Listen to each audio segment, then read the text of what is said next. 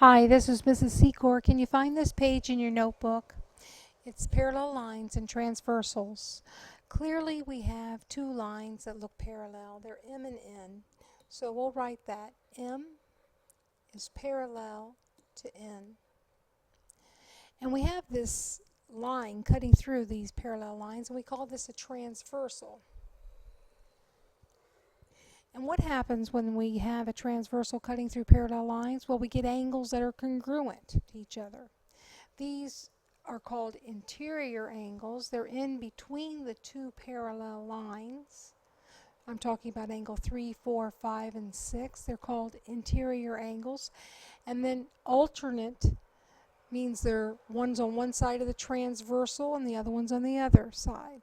So 3 and 6 are congruent. So if we have parallel lines, alternate interior angles are congruent.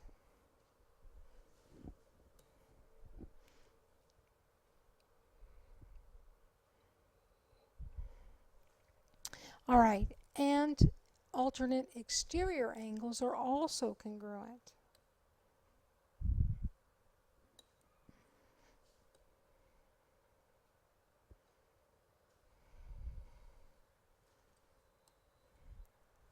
So 2 and 7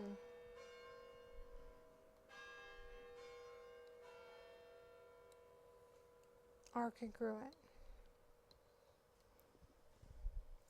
I think you can also see that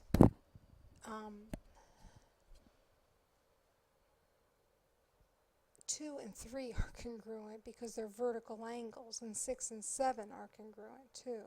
Okay, so really I could have done these all in one color. They're all equal to each other. Okay, and then 5 and 8 would be congruent, and 1 and 4. Let's continue. Next page. Okay, this idea of the angles, this vocabulary, corresponding angles. Corresponding angles are the angles, like if they're sitting below this line M up here, then 7 is also sitting below the parallel line N, and they are congruent.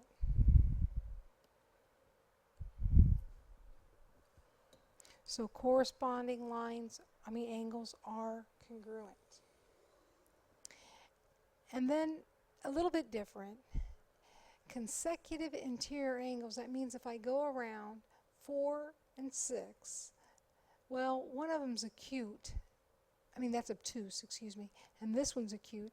They aren't equal. You can see they're not the same size, but they do sum to 180. They could form a linear supplementary, a linear pair if they were put together. Okay. So let's use some of this knowledge and find out some angle measurements. Okay, here the example on the left. Let's say that A is parallel to C. Don't they look like they're parallel?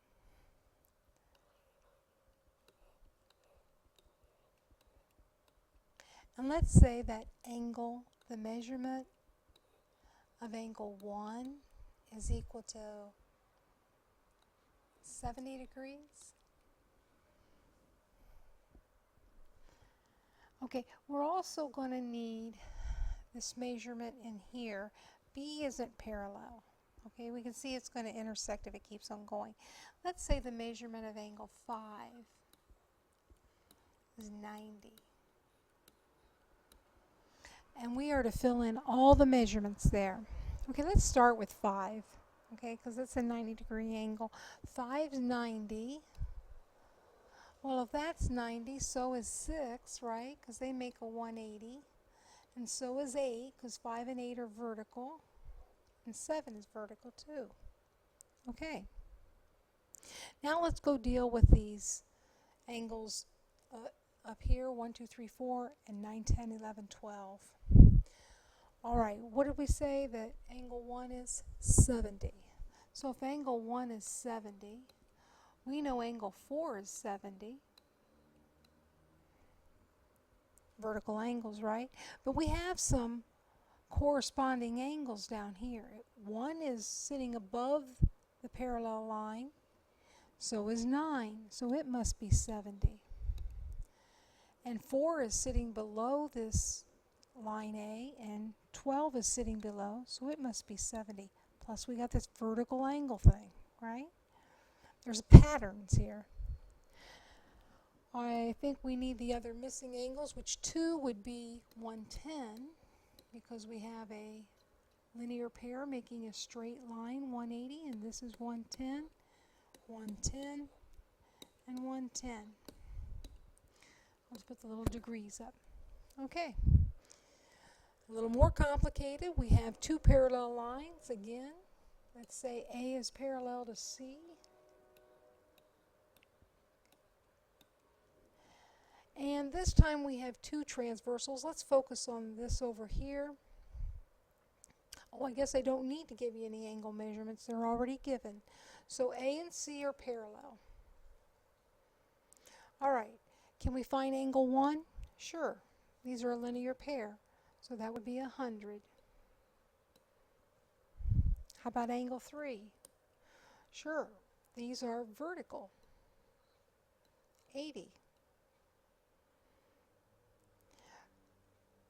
Now, these are different because this line B is clearly not parallel, so they stand alone. If that's 105, angle 5 would have to be 75?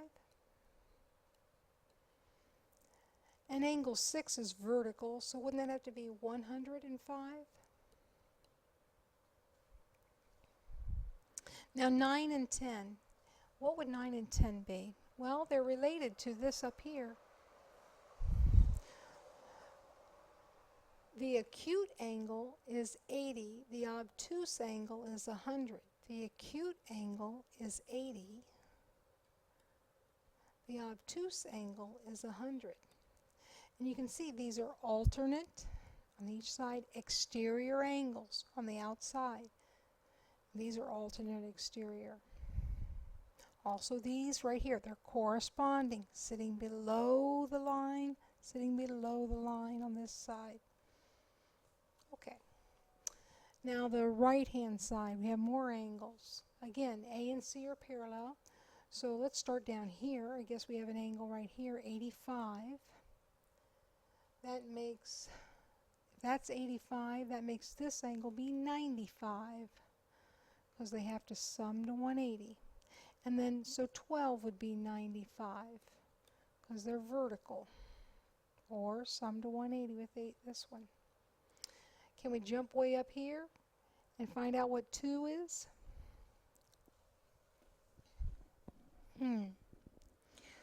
Well, 2.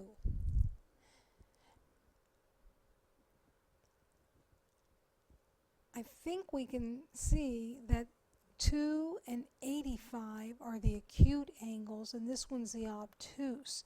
So 2 must be the 85 alternate exterior angles. And then 4 is also 85 vertical angles. There's a lot of different reasons, okay? But I'm using vertical here. Now this stands alone here and here. 7 is 90, and so is 8, because they have to add up to 180, and these are also vertical. And thank you.